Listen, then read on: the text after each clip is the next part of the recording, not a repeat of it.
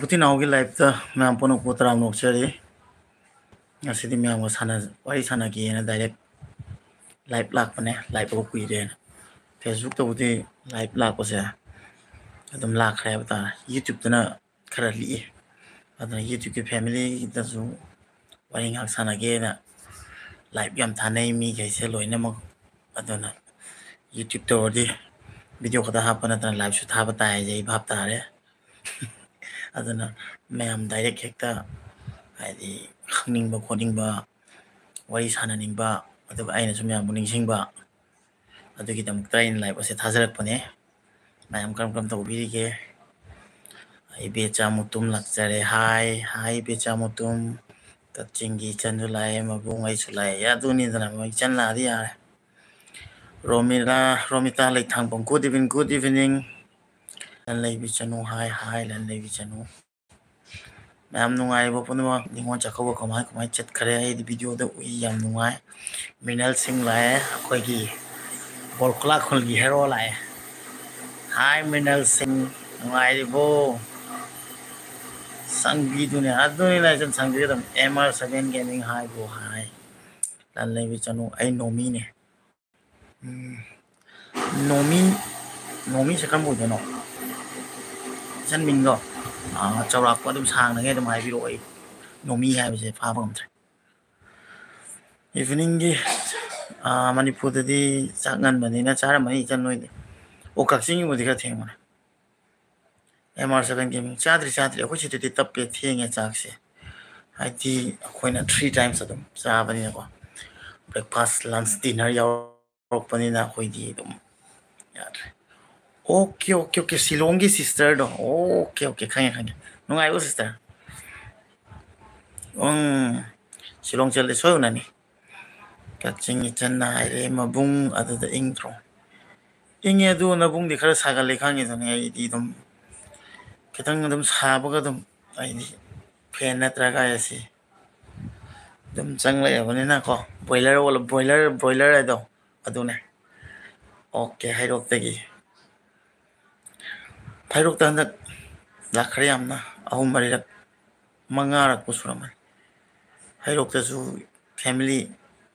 अहु मरी याम नुसी लई हाइबा तारे अदुना हाइरोक तसु अदुम चटपसे अदुम ओए अदुना चाक इसिंग चानाबा याउबिरको चारगदि कई मथेल चाबिरे अदुगा मतम काइथोकपिदुना याम पुथिन चंगिरपगिदमतना आनमतदम याम पुनो को हाइने हाले तम थागा चले तरा नोकचरी संतोष लाइको दादा करी तौरिगे संतोष ऐसे ngasi live lakena lakpane wari sanake na noy ngaktan natade channel da subscriber noy myam na su amnu sina sapene noy de important people ma thau tai na chawras de pura gwa ki khor bhal tumar bhal na ghor asa ni tumi ma'am live की direct खुंबा याबनिना मयांग loan सो दम खरा खप्पा तारे सिबा लामे सिबा लामा मंगा साइ चखरे तबक ते हलकपगा लामे लाक्ता हमकमा यम चंगो की चखी बने नम तंग ये थोलु हारे मन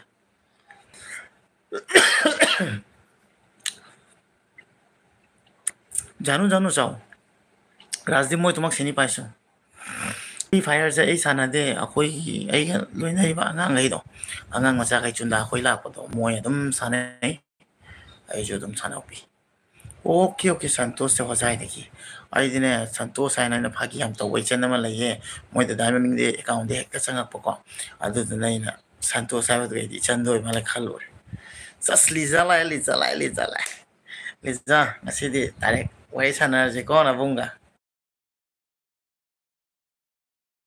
नुंगाइरे लिजा नंगना खुद खलक पनि नाइ खलाके होजाय गिनी को होजाय जो लाखाने लोइ लाखाने तमना लोइ लाके मोर ভাল তুমি এটা কি কৈছিলা তুমি যে বাল্ব এটা বনাইছিলা হেকিটা চলি আছে নে বাদিলা শিলং দদি গমদ্রে লইবা ইংবটা নভেম্বরটা ফেস্টিভ্যাল লই 15-16 दा लाओ नभेम्बर जदि ले ngरoi एगिने इपोंग नमि जौ तोरे हाबा तारे को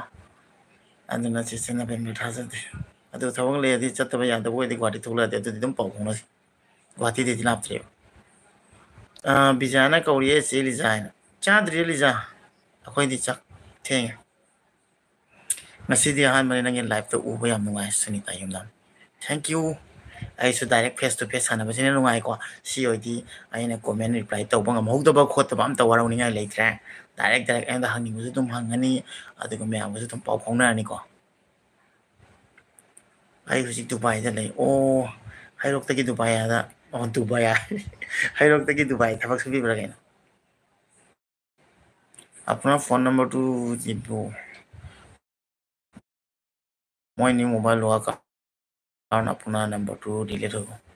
অঁ মোৰ নাম্বাৰটো ইয়াত নিদিওঁ তুমি এটা কাম কৰা মোক ইনষ্টাগ্ৰামত নহ'লে ফেচবুকত মেছেজ কৰি দিবা মোৰ নামটো ছেম খোলা আছে তাত মই তোমাক পাৰ্চনেলি দি দিম হ'ব ꯏꯕꯨꯡꯒꯤ ꯕꯥꯔꯗꯦ ꯌꯧꯔꯛꯇꯣꯔꯦ ꯍꯥꯏ ꯄꯥꯎ ꯈꯪꯍꯟꯕꯤꯔꯛꯎ ꯑꯩꯒꯤ ꯃꯃꯥꯡꯗꯁꯨ ꯕꯥꯔꯗꯦ ꯇꯧꯈꯤꯕꯗꯣ ꯗꯦꯠ ꯈꯪꯗ꯭ꯔꯕꯣ ꯑꯩꯗꯤ ꯑꯗꯨꯝ ꯗꯦꯠ ꯕꯥꯔꯗꯦ ꯅꯨꯃꯤꯠꯇ ꯑꯗꯨꯝ ꯉꯝꯃꯗꯤ ꯗꯦꯠꯇꯣ ꯊꯥꯡꯒꯠꯂꯛꯀꯅꯤ ꯅꯠꯇ꯭ꯔꯒꯅ ꯃꯊꯪ ꯅꯨꯃꯤꯠ ꯕꯥꯔꯗꯦ ꯍꯥꯏꯁꯦ ꯑꯩꯗꯤ ꯁꯝꯅ ꯍꯥꯏꯔꯕꯗ ꯑꯩꯒꯤ ꯕꯥꯔꯗꯦꯁꯦ ꯍꯥꯏꯒꯦꯀꯣ ꯃꯦꯝ ꯑꯩ ꯕꯥꯔꯗꯦꯁꯦ ꯅꯕꯦꯝꯕꯔꯒꯤ ꯗꯦꯠ 29ꯗꯅꯦꯕꯀꯣ ꯑꯩ ꯄꯣꯛ ꯅꯨꯃꯤꯠꯁꯦ ꯑꯗꯣ ꯑꯩꯒꯤ ꯅꯕꯦꯝꯕꯔꯒꯤ ꯗꯦꯠ 29ꯒꯤ ꯕꯥꯔꯗꯦ ꯅꯨꯃꯤꯠꯁꯦ ꯑꯁꯤꯁꯦ ꯑꯩ ꯕꯥꯔꯗꯦꯁꯤꯃ ꯁꯦꯂꯦꯕ꯭ꯔꯦꯠ ꯇꯧꯗ꯭ꯔꯦ ꯍꯥꯏꯕ ꯇꯥꯔꯦꯀꯣ ꯏꯄ꯭ꯋꯥ ꯒꯨꯗ ꯏꯚꯤꯅꯤꯡ ꯒꯨꯗ ꯏꯚꯤꯅꯤꯡ ꯆꯦ ꯌꯨꯝꯈꯥꯏꯕ ꯍꯦꯂꯦꯝ ꯃꯣꯏꯔꯥꯡ ꯈꯨꯅꯧ ꯑꯗꯨꯅ ꯑꯩꯒꯤ ꯕꯥꯔꯗꯦꯁꯦ ꯑꯩꯒꯤ 29 ꯅꯣꯕꯦꯝꯕꯔꯒꯤꯁꯦ ꯑꯩ ꯂꯥꯏ ꯈꯣꯏꯔꯝꯕ ꯆꯠꯂꯦ ꯑꯅꯝꯕꯅ ꯃꯃꯥꯡꯗꯁꯨ ꯍꯧꯖꯤꯛ ꯁꯤꯗꯩꯁꯦ ꯌꯥꯎꯕꯤꯔꯤꯕ ꯕ꯭ꯔꯗꯔ ꯃꯤꯅꯜꯅꯁꯨ ꯑꯩꯉꯣꯟꯗ ꯄꯨꯕꯤꯔꯒ ꯂꯥꯏ ꯈꯣꯏꯔꯝꯕ ꯑꯩꯁꯦ ꯃꯍꯥꯗꯦꯕꯁꯦ ꯈꯔ ꯌꯥꯝ ꯅꯤꯡꯖꯩ ꯍꯥꯏꯕ ꯇꯥꯔꯦꯀꯣ ꯃꯁꯥꯒꯤ ꯑꯃꯃꯝ ꯂꯩꯇ꯭ꯔꯥꯅꯦꯀꯣ ꯑꯗꯨꯅ ꯑꯩ ꯑꯅꯧꯕ ꯃꯄꯣꯛ ꯐꯪꯉꯤꯁꯤꯁꯨ ꯃꯥꯅ ꯄꯤꯕꯤꯕꯅꯤ ꯍꯥꯏꯅ ꯈꯜꯂꯦ ꯑꯗꯨꯅ ꯑꯩ ꯍꯤꯡꯍꯧꯕꯁꯦ ꯁꯤ ꯌꯥꯝ ꯅꯨꯡꯁꯤ ꯑꯗꯨꯅ ꯑꯩ ꯃꯍꯥꯗꯦꯕꯇ ꯂꯥꯏ ꯈꯣꯏꯔꯝꯕ ꯆꯠꯂꯅꯤ ꯑꯗꯨꯒ ꯑꯩꯒꯤ ꯃꯊꯪ ꯍꯥꯏꯕꯗꯤ ꯖꯅꯋꯥꯔꯤꯒꯤ ꯗꯦꯠ 13ꯗ ꯑꯩꯒꯤ ꯂꯥꯏꯕꯛ ꯊꯤꯕ ꯊꯧꯗꯣꯛ ꯑꯃ ꯊꯣꯛꯈꯤꯕꯗꯣ ꯍꯥꯏꯕꯗꯤ ꯑꯦꯛꯁꯤꯗꯦꯟ ꯊꯣꯛꯈꯤꯕ ꯅꯨꯃꯤꯠꯇꯣ ꯗꯦꯠ 13ꯁꯦ ꯃꯁꯤꯃꯗꯤ ꯑꯩ ꯐꯖꯅ ꯁꯦꯂꯦꯕ꯭ꯔꯦꯠ ꯇꯧꯖꯩ ꯍꯥꯏꯕ ꯇꯥꯔꯦ ꯀꯅꯥꯝꯇ ꯂꯥꯛꯄ ꯂꯥꯛꯇꯕ ꯏꯁꯥꯅ ꯀꯦꯛ ꯂꯩꯔꯒ ꯑꯣꯏꯁꯨ ꯍꯔꯥꯎꯅ ꯀꯛꯀꯅꯤꯕ ꯄꯨꯊꯤ ꯅꯥꯎ ꯍꯥꯏꯕ ꯉꯁꯤꯒꯤ ꯐꯪꯉꯤꯕ ꯂꯥꯏꯐꯁꯦ ꯃꯁꯤ ꯑꯗꯨꯒꯤ ꯃꯄꯣꯛ ꯅꯨꯃꯤꯠꯇꯨꯗꯩ ꯐꯪꯕꯅꯦꯕ ꯑꯗꯨꯅ ꯑꯩꯁꯦ ꯃꯄꯣꯛ ꯑꯅꯤꯔꯛ ꯄꯣꯛꯑꯦ ꯍꯥꯏꯕ ꯇꯥꯔꯦ ꯑꯃꯨꯔꯛ ꯄꯣꯛꯆꯕ ꯃꯄꯣꯛ ꯇꯥꯏꯕꯪ ꯄꯥꯟꯁꯤꯒ ꯑꯅꯤꯔꯛꯅꯤꯅ ꯐꯪꯉꯤꯁꯦ ꯑꯍꯥꯟꯕꯩꯗꯨꯅ ꯈꯣꯡ ꯑꯅꯤ ꯌꯥꯎꯔꯒ ꯑꯗꯨꯒ ꯁꯤꯁꯤꯅ ꯈꯣꯡ ꯑꯃ ꯌꯥꯎꯔꯒ ꯒ꯭ꯔꯣ ꯑꯞ ꯑꯦꯚ꯭ꯔꯤꯋꯥꯟ ꯏꯕꯨꯡ ꯌꯥꯝ ꯄꯨꯊꯤ ꯅꯥꯎ ꯅꯤꯉꯣꯜ ꯆꯥꯛꯀꯧꯕ ꯍꯦꯄꯤ ꯅꯤꯉꯣꯜ ꯆꯥꯛꯀꯧꯕ ꯏꯆꯟꯁꯨ ꯑꯅꯥ ꯑꯌꯦꯛ ꯌꯥꯎꯕꯤꯒꯅꯨ ꯅꯤꯉꯣꯜ ꯆꯥꯛꯀꯧꯕ ꯂꯥꯛꯄꯗ ꯑꯩ ꯋꯤꯁ ꯇꯧꯖꯒꯤꯕꯅꯤ ꯑꯃꯨꯛꯀ ꯋꯤꯁ ꯇꯧꯖꯔꯤ ꯏꯕꯨꯡꯁꯦ ꯃꯨꯁꯤꯟꯕ ꯃꯥꯜꯂꯤꯀꯣ ꯃꯨꯁꯤꯟꯕ ꯅꯠꯇꯦ ꯑꯩꯈꯣꯏꯒꯤ ꯌꯨꯇ꯭ꯌꯨꯕꯇ ꯂꯥꯏꯚ ꯊꯥꯕꯁꯦ ꯈꯔ ꯈꯪꯗꯦ ꯗꯥꯔꯛ ꯑꯣꯏꯁꯤꯟꯗꯦ ꯑꯗꯣ ꯑꯩ ꯁꯤꯗ ꯆꯪꯕꯗꯩ ꯈꯤꯇꯪ ꯏꯁꯥꯅ ꯑꯗꯨꯝ ꯈꯪꯖꯗꯅ ꯍꯥꯏꯅꯤꯀꯣ ꯑꯥꯗꯅ ꯑꯗꯨꯝ ꯅꯣꯟ ꯁ꯭ꯇꯣꯞ ꯆꯠꯄꯗ ꯃꯄꯥꯟꯗ ꯑꯗꯨꯅ ꯈꯔ ꯀꯥꯊꯦꯛꯄ ꯏꯆꯟ ꯕꯤꯖꯤꯌꯥ ꯂꯤꯖꯥꯅ ꯃꯨꯏ ꯍꯥꯏꯕ ꯑꯝꯇ ꯐꯨꯆꯤꯜꯂꯣ ꯗꯤ ꯀꯦ ꯁꯤꯡ ꯍꯨꯏꯗ꯭ꯔꯣꯝ ꯕ꯭ꯔꯣ ꯅꯦꯛꯁ ꯃꯅꯤꯄꯨꯔꯗ ꯀꯔꯝ ꯀꯥꯟꯗ ꯂꯥꯛꯇꯣꯏꯅꯣ ꯂꯥꯛꯀꯅꯤ ꯌꯥꯝ ꯊꯨꯅ ꯂꯥꯛꯀꯦ ꯑꯗꯨꯝ ꯁꯔꯄ꯭ꯔꯥꯏꯖ ꯑꯣꯏꯅ ꯊꯝꯒꯦ ꯂꯥꯛꯑꯝꯗꯥꯏꯗ ꯑꯗꯨꯝ ꯄꯥꯎ ꯍꯥꯏꯖꯔꯛꯀꯦ ꯏꯕꯨꯡꯒꯤ ꯂꯥꯏꯛ ꯇꯧꯁꯤꯟꯕꯤꯌꯨ ꯃꯌꯥꯝ ꯐꯦꯁ ꯑꯣ ꯂꯥꯏꯚ ꯊꯥꯕꯗꯁꯨ ꯁꯨꯃꯥꯏꯅ ꯂꯥꯏꯛ ꯇꯧꯔꯤꯁꯦ 9 ꯊꯣꯛꯏꯁꯦ ꯑꯣꯏꯔꯝꯒꯅꯤꯀꯣ ꯂꯥꯏꯚꯁꯦ ꯀꯩꯅꯣꯗ ꯌꯨꯇ꯭ꯌꯨꯕꯇ ꯌꯥꯝ ꯊꯥꯗꯕꯅꯤꯅ ꯈꯪꯗꯕ ꯃꯕꯨꯡꯗꯤ ꯂꯥꯏꯕꯛ ꯐꯩꯗ ꯃꯄꯣꯛ ꯑꯅꯤ ꯐꯪꯉꯦ ꯆꯨꯝꯃꯦ ꯑꯗꯨꯅꯕꯨꯗꯤ ꯅꯣꯏ ꯃꯌꯥꯝ ꯊꯦꯡꯅꯩꯁꯤꯗꯤ ꯃꯌꯥꯝ ꯂꯨꯐꯨꯗ ꯂꯩꯕꯤꯒꯅꯨ ꯃꯌꯥꯝ ꯊꯣꯛꯄꯤꯔꯛꯎ ꯋꯥꯔꯤ ꯁꯥꯟꯅꯁꯤ ꯌꯥꯏ ꯏꯆꯥ ꯅꯣꯏ ꯑꯗꯨꯗ ꯆꯠꯂꯒ ꯆꯥꯈꯤꯕ ꯕꯣꯔꯥꯗꯣ ꯍꯥꯎꯋꯤꯀꯣ ꯀꯩꯔꯥꯎꯒꯤ ꯕꯣꯔꯥꯗꯣ ꯏꯕꯨꯡ ꯃꯨꯁꯤꯟꯕ ꯅꯠꯇꯦ কাথিকনে এস কাথিকনে আপোনাৰ নম্বৰ দিব মই তোমাক ক'লো তুমি ইয়াত নম্বৰটো মই নিদিওঁ তুমি মোক পাৰ্চনেলি মেছেজ কৰিবা ইনষ্টাগ্ৰামত নহ'লে ফেচবুকত এম্পতি নাও বুলি আছে তাত তুমি মেছেজ কৰি দিবা মই তোমাক পাৰ্চনেলি ফোন নম্বৰটো দি দিম ইবুꯡꯒꯤ ꯀꯔꯤ ꯆꯥꯔꯒꯦ ꯅꯨꯡꯊꯤꯜꯒꯤ ꯅꯨꯡꯊꯤꯜꯗ ꯀꯔꯤ ꯆꯥꯒꯦ ꯅꯣꯏ ꯃꯌꯥꯝ ꯋꯥꯔꯤ ꯁꯥꯟꯅꯕꯗ ꯀꯩ ꯍꯥꯏꯗ ꯗꯥꯏꯂꯣꯛ ꯑꯃ ꯇꯧꯕꯗꯣ ꯀꯣꯟꯇ꯭ꯔꯥꯁ ꯆꯠꯂꯦ ꯌꯦꯁ ꯑꯩꯅ ꯀꯔꯤ ꯆꯥꯏ ꯉꯁꯤ ꯅꯨꯡꯊꯤꯜꯗ ꯍꯋꯥꯏ ꯊꯣꯡꯕ ꯑꯩꯈꯣꯏ ꯍꯋꯥꯏ ꯃꯨꯛꯇꯣ ꯑꯗꯨꯒ ꯑꯃꯦꯠꯄꯋꯣ ꯀꯥꯡꯍꯧꯋꯣ ꯑꯗꯨꯃꯥꯏꯅ ꯇꯧꯔ ꯆꯥꯔꯦ ꯌꯦꯔꯨꯝ ꯑꯇꯥꯎꯕꯒ ꯃꯤꯁꯇꯔ ꯑꯦꯝ ꯑꯥꯔ 7 ꯒꯦꯃꯤꯡ ꯍꯥꯏ ꯈꯨꯗꯥꯏꯔꯦ ꯕꯥꯏ ꯕꯥꯏ ꯇꯧꯔꯤꯔꯥ ꯕꯥꯏ ꯕꯥꯏ ꯑꯣꯏꯗꯤ ꯕꯥꯏ ꯕꯥꯏ ꯅꯨꯡꯉꯥꯏ ꯂꯩꯕꯤꯌꯨ ꯌꯨꯝꯀꯥꯏꯕꯝ ꯍꯦꯂꯦꯟ ꯃꯣꯏꯔꯥꯡ ꯈꯨꯅꯧ ꯑꯩꯅ ꯈꯟꯖꯔꯛꯄ ꯀꯨꯏꯔꯦ ꯏꯄ꯭ꯋꯥꯒꯤ ꯂꯥꯏꯐ ꯑꯃꯇꯪ ꯌꯥꯎꯕ ꯐꯪꯖꯕꯗꯤ ꯑꯗꯨꯕꯨ ꯉꯁꯤ ꯌꯥꯎꯕ ꯐꯪꯖꯔꯦ ꯌꯥꯝꯅ ꯍꯔꯥꯎꯏ ꯆꯤꯆꯦꯅ ꯃꯄ꯭ꯋꯥꯕꯨ ꯊꯃꯣꯏ ꯁꯦꯡꯅ ꯅꯨꯡꯁꯤꯕꯒꯤꯅꯦ ꯆꯤꯆꯦꯒ ꯑꯩꯈꯣꯏꯅꯤ ꯍꯧꯖꯤꯛ ꯄꯥꯎ ꯐꯥꯎꯅꯔꯤꯁꯦ ꯍꯥꯏꯕ ꯇꯥꯔꯦ ꯃꯤ 37 ꯂꯩ ꯂꯥꯏꯛꯇꯤ 10ꯇꯅꯦ ꯑꯣ ꯑꯗꯨꯗꯤ ꯂꯥꯏꯛ ꯇꯧꯁꯤꯟꯕꯤꯌꯣ ꯂꯥꯏꯛ ꯇꯧꯁꯤꯟꯕꯤꯌꯣ ꯌꯥꯔꯦꯀꯣ ꯏꯆꯟ ꯏꯕꯨꯡ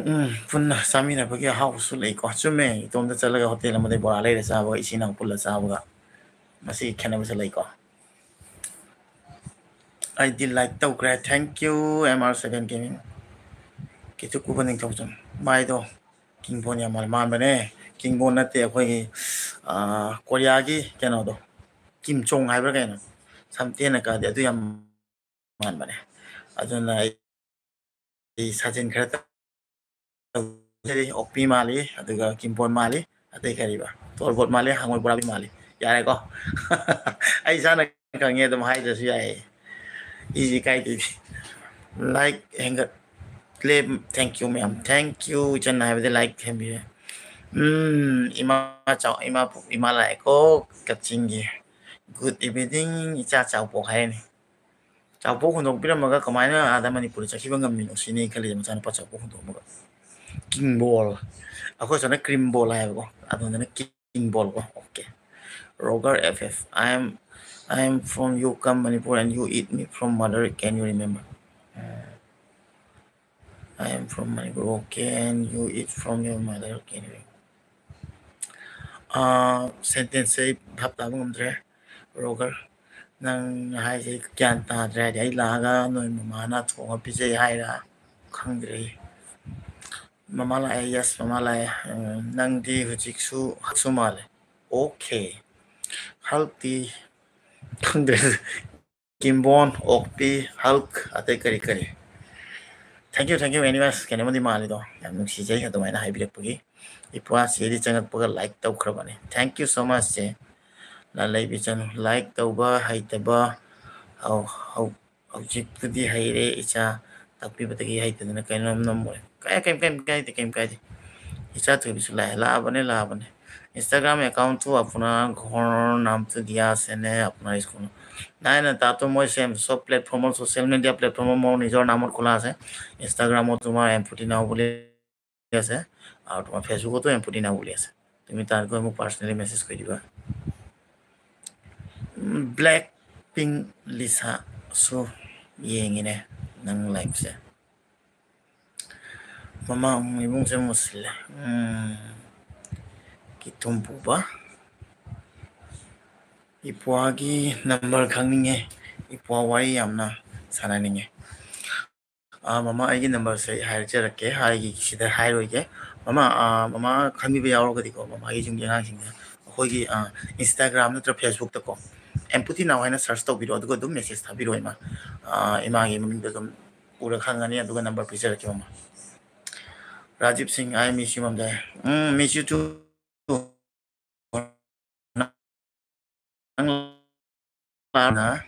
Pailing lang ilan bam. Bro, ay kang niyo.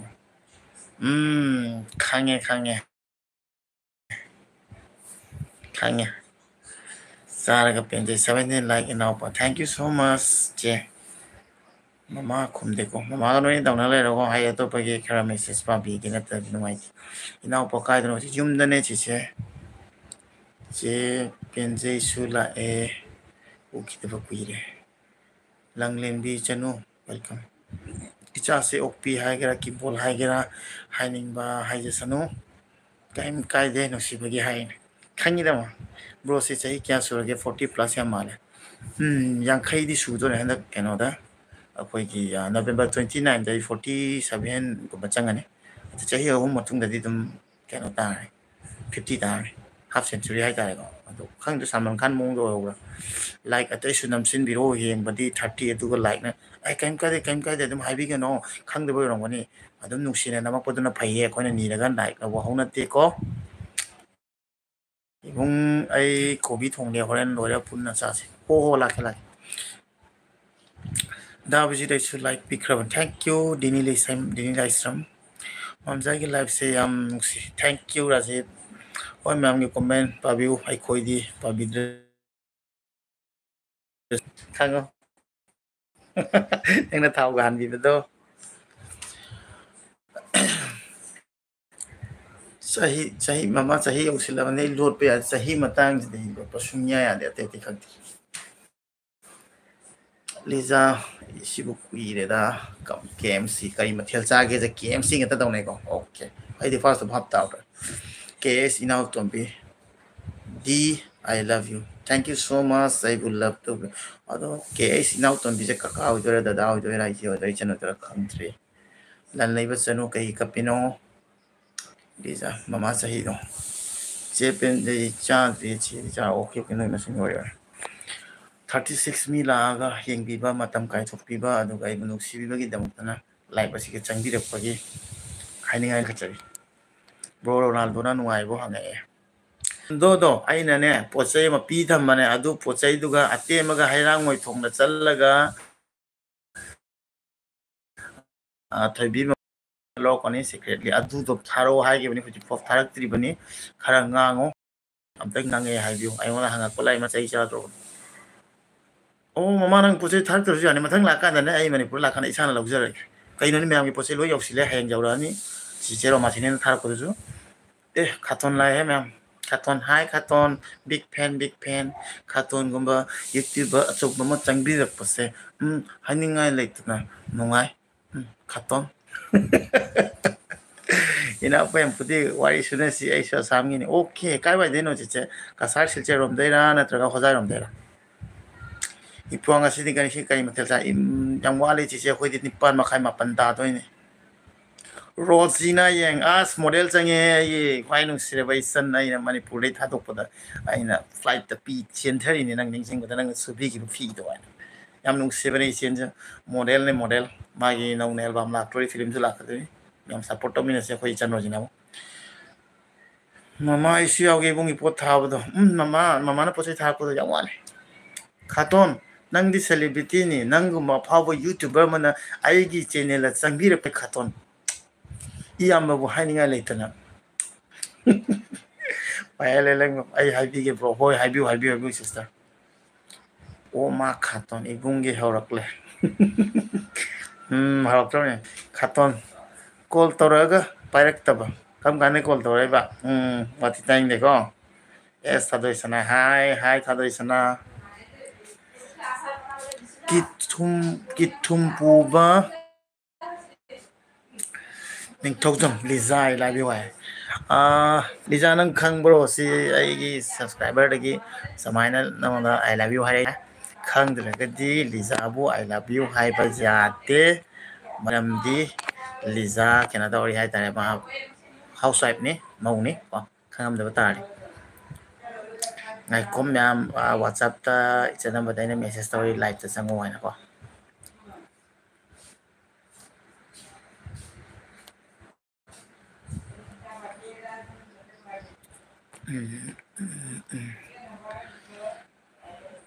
ꯑꯩ ꯁꯤꯜꯆꯔꯒꯤꯅꯤꯅ ꯑꯣꯀꯦ ꯁꯤꯜꯆꯔ ꯀꯥꯏꯋꯥꯏꯗ ꯑꯣꯏꯗꯣꯏꯅꯣ ꯅꯣꯏꯁꯦ ꯏꯆꯥ ꯊꯣꯏꯕꯤ ꯑꯩ ꯆꯠꯄ ꯍꯥꯏꯕ ꯉꯝꯗꯕꯒꯤꯅꯦ ꯎꯔꯦ ꯃꯨꯠꯁꯜꯂꯦ ꯅꯕꯨꯡꯁꯦ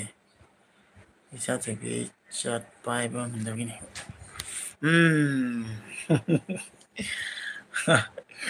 ꯄꯥꯏꯔꯦ ꯅꯪ ꯊꯥꯗꯣꯛꯑꯦ ꯑꯩꯗꯤ ꯈꯥꯇꯣꯟ ꯀꯩ ꯀꯞꯄꯤꯅꯣ ꯀꯞꯀꯅꯣ ꯅꯪꯒꯨꯝꯕ ꯑꯃ ꯆꯪꯉꯛꯑꯒ ꯑꯩꯒꯤ ꯁꯨꯃꯥꯏꯅ ꯂꯥꯏꯐꯇ ꯀꯞꯄꯗꯤ ꯀꯃꯥꯏꯅ ꯇꯧꯗꯣꯏꯕ ꯅꯪꯗꯤ ꯁꯦꯂꯤꯕ꯭ꯔꯤꯇꯤꯅꯦ ꯈꯥꯇꯣꯟ ꯍꯤꯡꯆꯥꯕ ꯊꯥꯔꯛꯇ꯭ꯔꯁꯨ ꯌꯥꯔꯦ ꯌꯥꯔꯦ ꯊꯥꯔꯛꯇ꯭ꯔꯁꯨ ꯌꯥꯔꯦ ꯃꯃꯥ ꯅꯪ ꯉꯥꯔꯤꯗꯣ ꯑꯩꯒꯤ ꯆꯥꯔꯣ ꯅꯪ ꯁꯣꯏꯕꯨꯝꯗꯨꯁꯨ ꯆꯥꯖꯔꯣ ꯅꯦꯠꯁꯦ ꯕꯦꯔꯥ ꯀꯥꯁꯤꯜꯂꯛꯄ ꯃꯌꯥꯝ ꯋꯥꯔꯧ ꯌꯥꯗꯦꯀꯣ ꯑꯩꯅ ꯅꯠꯇꯦ ꯇꯧꯅꯨ ꯏꯅꯥꯎ ꯅꯨꯡꯁꯤꯕ ꯅꯪ ꯆꯞꯄꯦ ꯑꯣ ꯈꯥꯇꯣꯟ ꯅꯪ ꯑꯩꯉꯣꯟꯗ ꯁꯨꯄꯔ ꯆꯥꯠꯀꯤ ꯋꯥꯔꯤ ꯍꯥꯏꯇꯥꯔꯦ ꯅꯪ ꯊꯥꯔꯛꯑꯣ ꯑꯩ ꯆꯥꯠꯇ ꯄꯩꯁꯥ ꯊꯥ ꯌꯥꯕꯅꯦ ꯇꯧꯅꯨ ꯏꯅꯥꯎ ꯅꯨꯡꯁꯤꯕ ꯑꯁꯂꯤꯖꯥ ꯅꯪꯅ ꯂꯥꯛꯄꯤꯌꯨ ꯍꯥꯏꯔꯦ ꯏꯅꯥꯎꯄꯥ ꯑꯦꯝꯄꯨꯊꯤꯅꯥꯎ ꯍꯦꯜꯞ ꯇꯧꯕꯤꯔꯛꯑꯣ ꯀꯔꯤ ꯍꯦꯜꯞꯅꯣ ꯍꯥꯏꯕꯤꯔꯛꯑꯣ ꯆꯤꯆꯦ ꯀꯔꯝꯕ ꯃꯈꯜꯒꯤ ꯍꯦꯜꯞꯅꯣ ꯇꯥꯟꯅꯁꯤ ꯃꯄꯨꯒ ꯏꯊꯨꯝ ꯄꯨꯝꯕ ꯑꯥꯏꯗꯤꯁꯤꯒ ꯑꯣꯀꯦ ꯀꯔꯤ ꯋꯥꯠꯂꯤ ꯀꯥꯏꯅ ꯐꯨꯊꯔꯛꯀꯅꯤ ꯊꯥꯔꯛꯂꯅꯤ ꯑꯣ ꯊꯥꯔꯛꯇꯣꯏꯕ ꯑꯣ ꯊꯥꯔꯣ ꯌꯦꯡꯉꯒ ꯏꯃꯥ ꯅꯪ ꯄꯨꯟꯁꯤꯗꯣ ꯍꯟꯗꯛ ꯆꯍꯤꯒꯤꯗꯤ ꯌꯧꯔꯛꯗꯦ ꯕꯨꯡ ꯍꯥ ꯄꯤꯖꯥ ꯀꯩꯅꯣꯒꯤ ꯈꯥꯇꯣꯟ ꯌꯦꯡꯉꯣꯕ ꯑꯩ ꯃꯥꯏ ꯃꯤꯃꯤꯀ꯭ꯔꯤ ꯇꯧꯕ ꯌꯥꯝ ꯄꯥꯝꯃꯦꯕ ꯌꯥꯝ ꯆꯝꯖꯕꯅꯦ ꯁꯤꯡꯕꯒ ꯃꯥꯜꯂꯀꯣ ꯄꯪꯇꯛ ꯇꯧꯔꯒꯕ ꯍꯥꯏꯈꯩ ꯊꯥꯖꯕꯅꯦ ꯏꯄ꯭ꯋꯥ ꯌꯥꯝꯅ ꯅꯨꯡꯁꯤꯩ ꯏꯄ꯭ꯋꯥꯒꯤ ꯚꯤꯗꯤꯑꯣ ꯊꯥꯒꯠꯂꯛꯄ ꯈꯨꯗꯤꯡꯒꯤ ꯂꯣꯏꯅ ꯌꯦꯡꯉꯦ ꯊꯦꯡꯀ꯭ꯌꯨ ꯁꯣ ꯃꯆ ꯏꯆꯦ ꯑꯩꯁꯦꯅꯦ ꯁꯝꯅ ꯍꯥꯏꯔ ꯁꯤꯗ ꯂꯥꯛꯄꯗꯒꯤ ꯈꯔ ꯇꯟꯕ ꯍꯥꯏꯗꯤ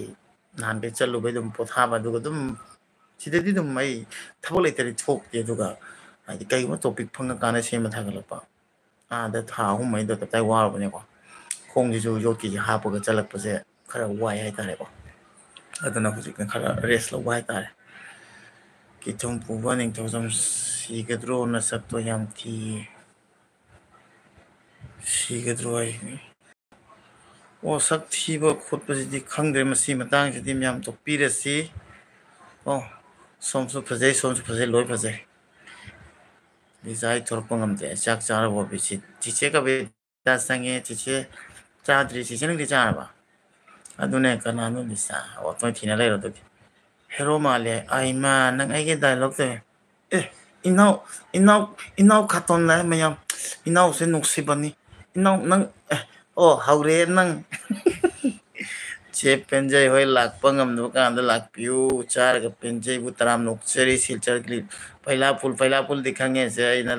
ꯀꯩꯅꯣ ꯆꯠꯄ ꯀꯥꯟꯗ ꯑꯩꯈꯣꯏꯒꯤ ꯂꯛꯈꯤꯄꯨꯔꯗ ꯑꯩꯈꯣꯏꯅ ꯄꯨꯖꯥ ꯀꯣꯏꯕ ꯆꯠꯂꯝꯕ ꯀꯥꯟꯗ ꯑꯩ ꯑꯃꯨꯛꯇꯪ ꯈꯛꯇ ꯆꯠꯂꯣꯏꯅꯦꯕ ꯆꯠꯀꯥꯟꯗ ꯃꯐꯝꯁꯦ ꯌꯥꯝ ꯈꯪꯗꯣꯛꯅꯕ ꯍꯣꯠꯅꯩꯕ ꯃꯩꯇꯩ ꯇꯥꯕ ꯃꯐꯝꯈꯩꯁꯦꯀꯣ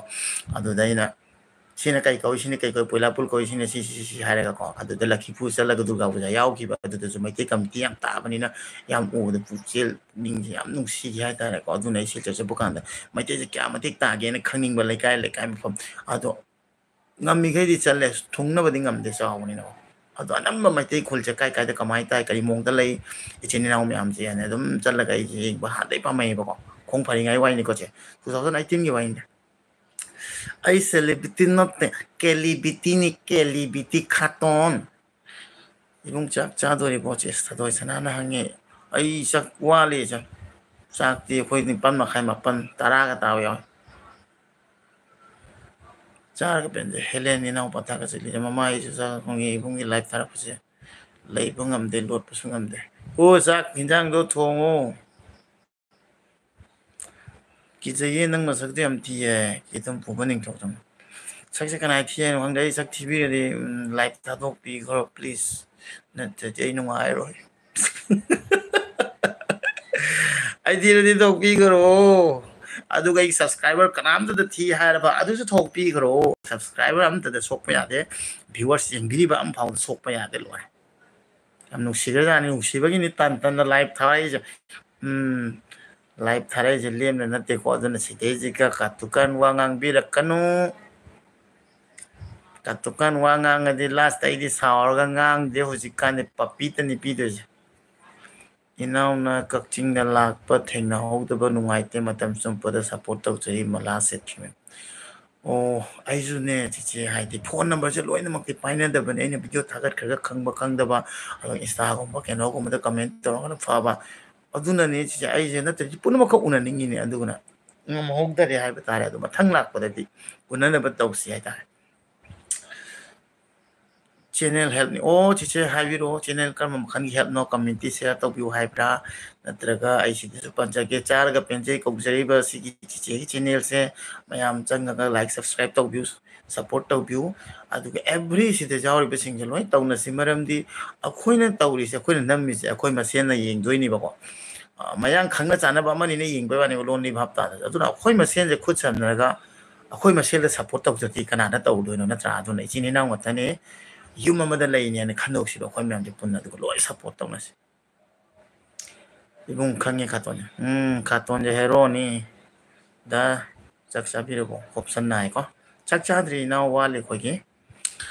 ꯉꯥꯔꯤꯗꯣ ꯉꯔꯥꯡ ꯍꯥꯡꯉꯦ ꯌꯦꯡꯉꯨꯕꯗ ꯁꯨꯖꯥ ꯀꯥꯔꯝꯃꯦ ꯑꯗꯨꯅꯅꯤ ꯃꯃꯥ ꯅꯪ ꯆꯠꯆꯔꯣ ꯉꯥꯔꯤꯗꯣ ꯀꯨꯏꯔꯦꯗ ꯃꯊꯪ ꯆꯍꯤꯗꯩ ꯌꯥꯔꯦ ꯉꯥꯔꯤ ꯁꯣꯏꯕꯨꯝꯒ ꯍꯌꯦꯡ ꯂꯣꯏ ꯌꯧꯔꯛꯑꯅꯤ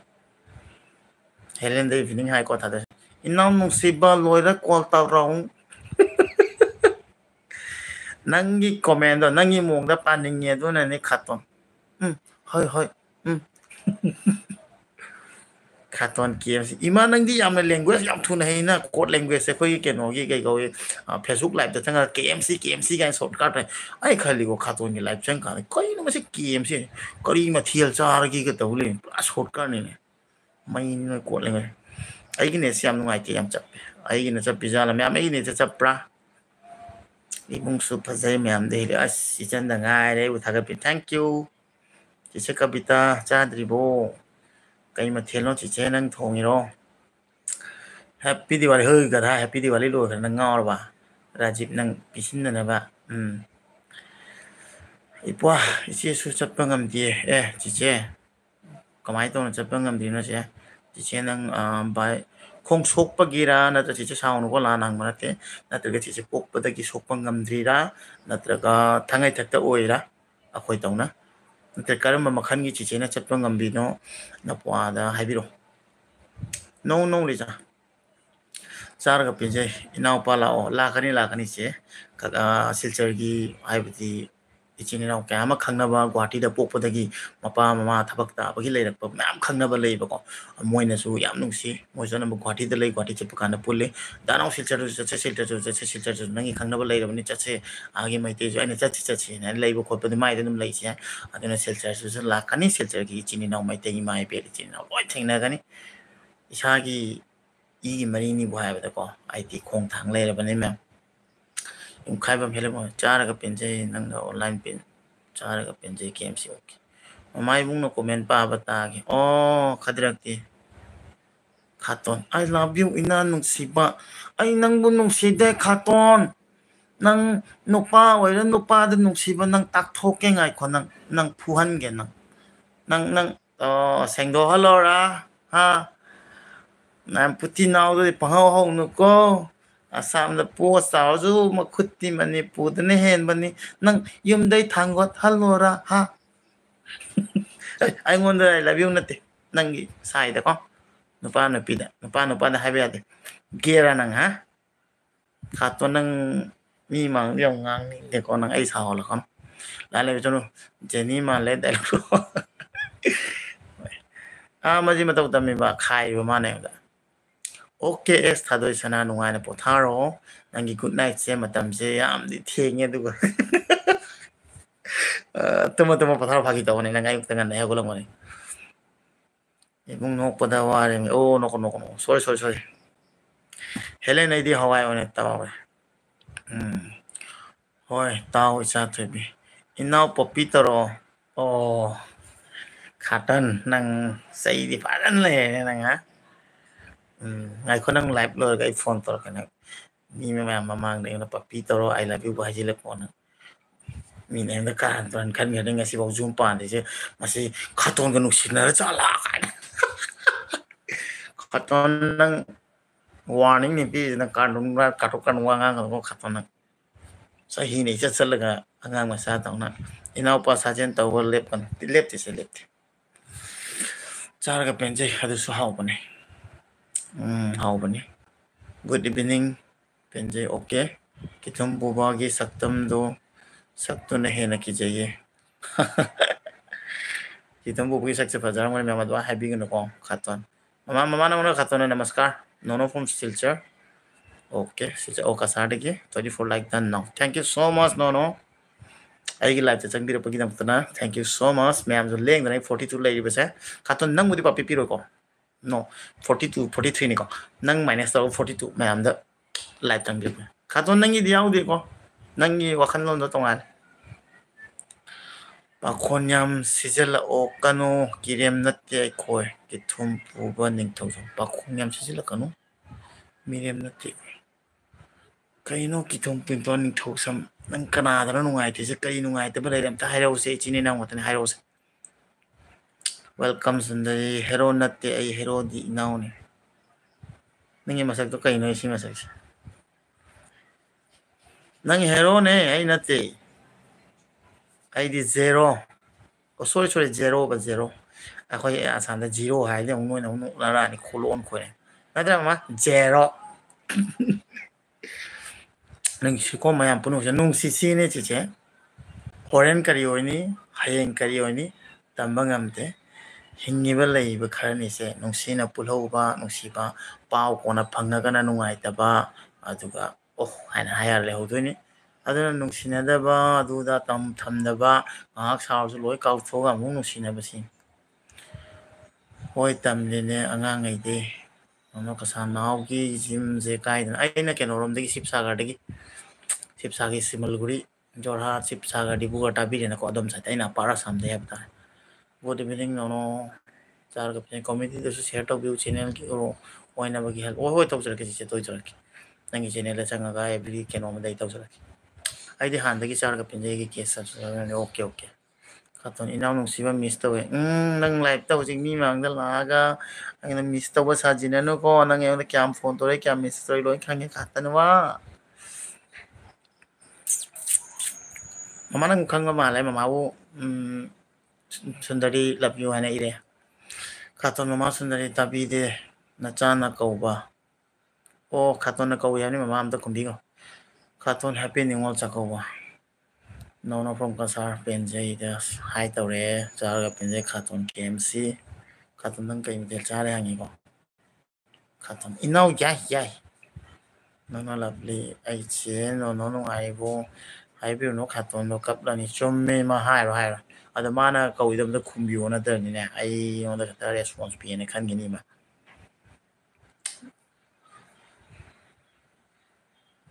ꯅꯪ ꯅꯁꯛꯇꯣ ꯅꯨꯡꯁꯤꯕꯝ ꯑꯃ ꯏꯈꯪ ꯈꯪꯗꯦ ꯑꯣ ꯑꯩꯁꯤꯔꯥ ꯍꯥꯏꯁꯦ ꯑꯩꯒꯤ ꯃꯔꯝꯗ ꯉꯁꯥꯏꯗꯒꯤ ꯀꯤꯊꯨꯝ ꯄꯨꯕ ꯅꯤꯡꯊꯧꯖꯝꯅ ꯍꯥꯏꯁꯦ ꯑꯣꯀꯦ ꯑꯗꯨꯗꯤ ꯁꯨꯃꯥꯏꯅ ꯇꯧꯕꯅꯦ ꯑꯩ ꯍꯥꯏꯖꯔꯛꯀꯦꯀꯣ ꯑꯩꯒꯤ ꯁꯛꯁꯦ ꯅꯨꯡꯁꯤꯐꯝ ꯑꯃ ꯏꯈꯪ ꯈꯪꯗ꯭ꯔꯗꯤꯅꯦ ꯑꯩꯈꯣꯏꯒꯤ ꯃꯩꯇꯩ ꯑꯇꯣꯞꯄ ꯆꯦꯅꯦꯜ ꯃꯌꯥꯝ ꯅꯨꯡꯁꯤꯐꯝ ꯈꯪꯕꯀꯣ ꯅꯨꯡꯁꯤꯕꯅ ꯊꯟ ꯂꯩꯔꯕ ꯑꯗꯨꯒ ꯃꯌꯥꯝ ꯐꯖ ꯐꯖꯕ ꯆꯦꯅꯦꯜ ꯂꯩꯕꯅꯦ ꯑꯗꯨꯗ ꯆꯪꯕꯤꯌꯨ ꯁꯤꯗꯩꯁꯤꯒ ꯃꯇꯝ ꯃꯥꯡꯍꯜꯂ ꯅꯦꯠ ꯄꯦꯛꯇꯁꯨ ꯄꯥꯝꯃꯨꯏ ꯑꯗꯨꯒ ꯅꯪꯅ ꯍꯥꯏꯗꯣ ꯁꯤꯗ ꯂꯩꯔꯤꯈꯩꯁꯤꯗꯤ ꯇꯥꯕꯤꯔꯔꯣꯏ ꯃꯔꯝꯗꯤ ꯃꯣꯏꯗꯤ ꯅꯨꯡꯁꯤꯕꯅꯤꯅꯀꯣ ꯑꯗꯨꯅ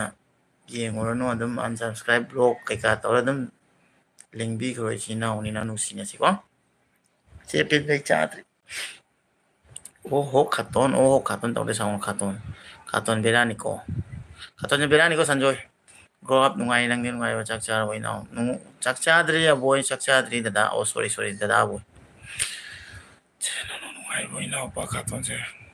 ꯀꯞꯄꯤ ꯇꯥꯏꯍꯦ ꯀꯩꯒꯤꯅꯣ ꯇꯧꯁꯤꯅꯦ ꯀꯩꯁꯨ ꯀꯞꯄ ꯍꯩꯇꯕꯅꯤ ꯀꯤꯊꯨꯝ ꯄꯨꯕ ꯍꯥꯏꯁꯦ ꯀꯅꯥꯅꯣ ꯌꯥꯝ ꯈꯪꯅꯤꯡꯉꯦ ꯈꯪꯗꯦꯗ ꯁꯦ ꯈꯪꯁꯨ ꯈꯪꯉꯨꯅꯨꯗ ꯆꯦ ꯃꯤ ꯑꯩꯉꯣꯟꯗ ꯂꯣꯏꯅꯃꯛ ꯅꯨꯡꯁꯤꯕ ꯑꯗꯨ ꯅꯨꯡꯁꯤꯔꯝꯗ꯭ꯔꯒꯁꯨ ꯑꯩ ꯆꯦꯅꯦꯜꯗ ꯉꯥꯏꯍꯥꯛꯇꯪ ꯆꯪꯉꯒ ꯃꯥꯅ ꯀꯣꯃꯦꯟ ꯇꯧꯖꯔꯤ ꯑꯗꯨꯁꯨ ꯅꯨꯡꯁꯤ ꯑꯩ ꯀꯥꯎꯅꯣ ꯅꯣꯅꯣ ꯐ꯭ꯔꯣꯝ ꯀꯁꯥ